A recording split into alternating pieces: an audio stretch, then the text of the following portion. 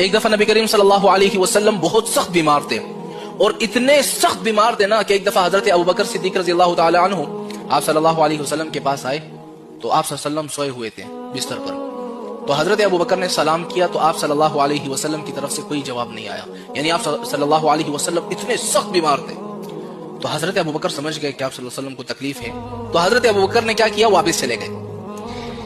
تو تھوڑی دیر بعد کیا ہوا کہ آپ صلی اللہ علیہ وسلم نے ایک شخص کو بھیج دیا کہ جاؤ ابوبکر کو بلا کر لاؤ.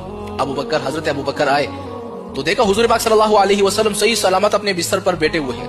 حضرت ابوبکر نے فرمایا یا رسول اللہ، میں تو ابھی کچھ دیر پہلے آیا تھا، آپ تو بیمار تھے، میں نے آپ کو سلام کیا، آپ نے کوئی جواب نہیں دیا، آپ ایک دم کیسے ٹھیک ہو گئے؟ حضور پاک صلی اللہ علیہ وسلم نے فرمایا کہ جب تم میرے پاس آئے اور پھر چلے گئے تو دو فرشتے میرے پاس آئے، ایک فرشتہ میرے پاؤں کی طرف بیٹھا اور ایک فرشتہ میرے سرانے پر بیٹھا. تو جو فرشتہ سرانے پر بیٹھا ہوا تھا تو اس نے دوسرے فرشتے سے کہا کہ یہ آپ صلی اللہ علیہ وسلم سخت بیمار ہے، ان پر کوئی دم کر دو. تو دوسرے فرشتے نے جیسے ہی دم کر دیا آپ صلی اللہ علیہ وسلم فوراً ٹھیک ہو گئے.